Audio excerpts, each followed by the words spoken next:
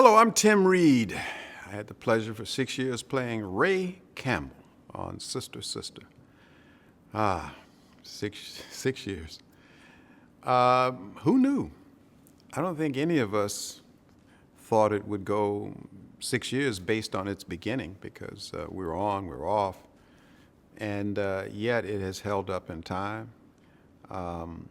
It has provided us with being able to be in the living rooms and homes of people worldwide. I was in Ethiopia about 20-something years ago, about 20 years ago. And I was working for a morning shot. My cameras lined up and it was dawn. I was waiting for that wonderful morning light to hit this wonderful ancient symbol.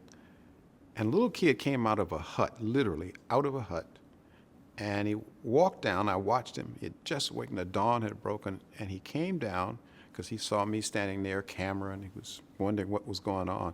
And he had on, the only thing he had on was a Mickey Mouse T-shirt. And he came down, he's wiping the sleep from his eyes, and he looked at me, and I looked at him, and I was like, wow, I'm in the motherland. This is Africa. That's one of my people. And he looked at me, I looked at him, and I smiled, and I tried to say in Aramaic, good morning, and he looked at me and he said, sister, sister. And I went, what? He said, sister, sister. Now, I'm amazed. In the middle of nowhere, way out from the city, he recognized me from sister, sister. I said, how? He said, satellite. And the community had just received its first satellite about a few months prior to this. And the one show that they were showing a lot was Sister Sister, reruns from Sister Sister. And just showed the power for a show that started out, I remember when I first had the opportunity, I wasn't sure if I wanted to go back into television at the time. And Suzanne DePass made me an offer that I could not refuse. I signed on, and I was going to work with Jackie Harry, someone I had known, of course, over the years, award-winning actress. But I didn't know if I thought she was going to be like broad. I'm thinking, I don't know if I want to work with Jackie. I don't want to do this. I'm happy at my farm in Virginia. And then we got these two neophytes, they just turned 13. I'm going, oh God, this is going to be hard work. And I remember doing the pilot, and two things. One is I realized how formidable an actress Jackie was. She's one of the top actresses. She works very hard at her craft, and she forces you to work hard. You can get a little lazy when you do sitcom. Go, I can do this. It's a piece of cake. Not around her. She keeps you on your toes. And then there was these two little girls. Two of the most interesting, delightful, entertaining, funny, imaginative young talents. And I fell in love with them. I said, this is going to be interesting. We'll see. I knew the young ladies were talented. I had no idea that they would develop the comedy skills that they did. And it was a pleasure watching them. Jackie and I took upon ourselves to share our experiences. I'll never forget teaching Tamara how to do a double take and then a triple take. And they were you would think that I had they had won the lottery. Things like that will stay with me a long time. Also, they happen to be two of the most, good people that I've met.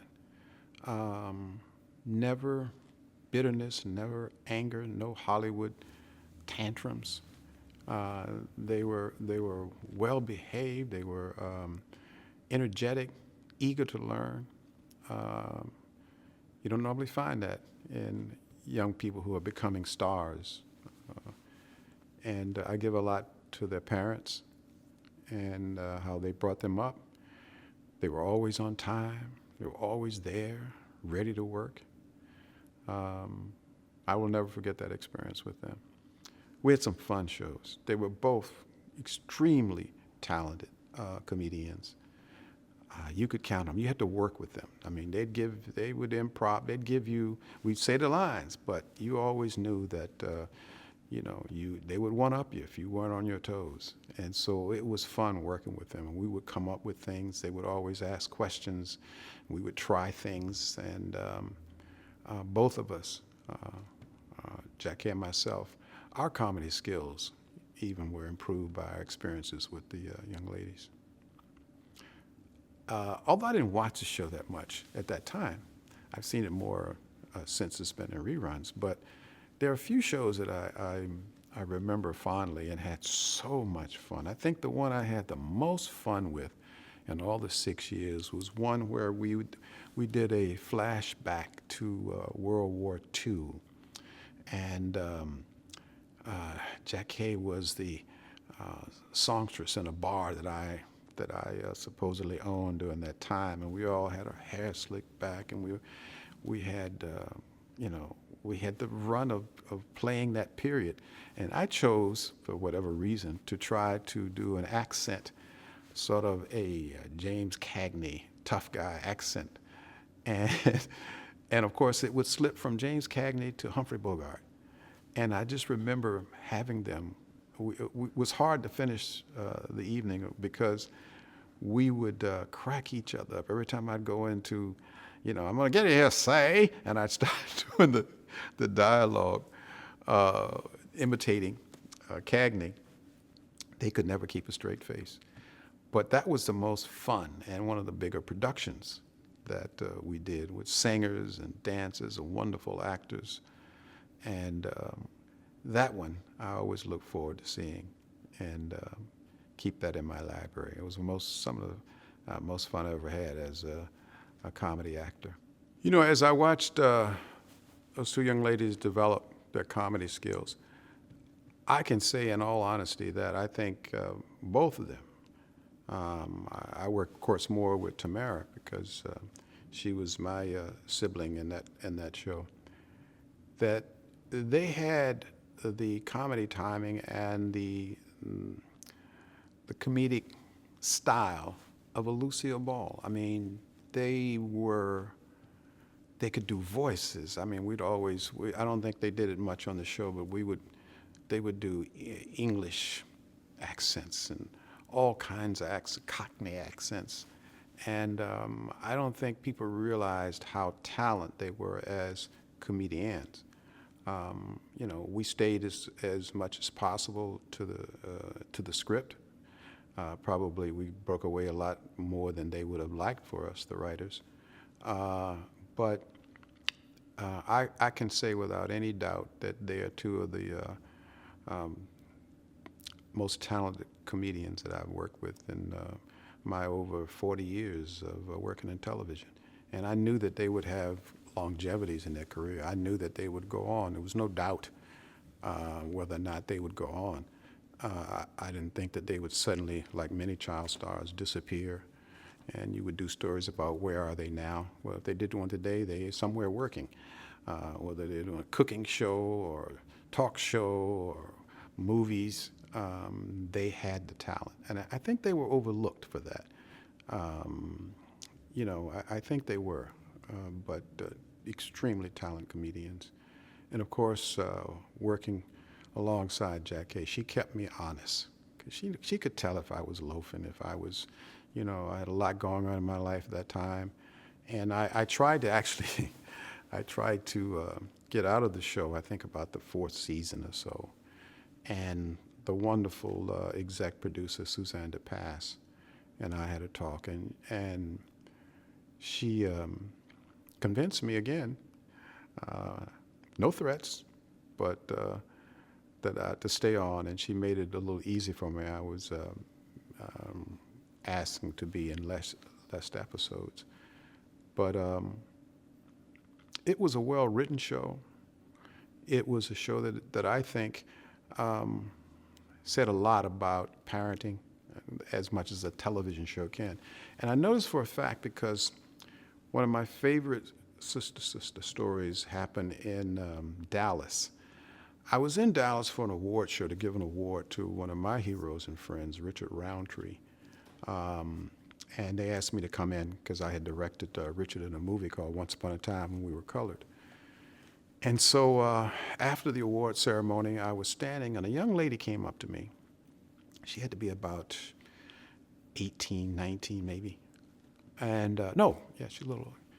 And she said, Mr. Reid? I said, yes. She says, I am such a big fan. I said, well, thank you. She said, may I have your autograph? I said, yes. And so as I was writing, she says, you have no idea what you have meant to me. And I said, excuse me? She says, I was raised in foster homes.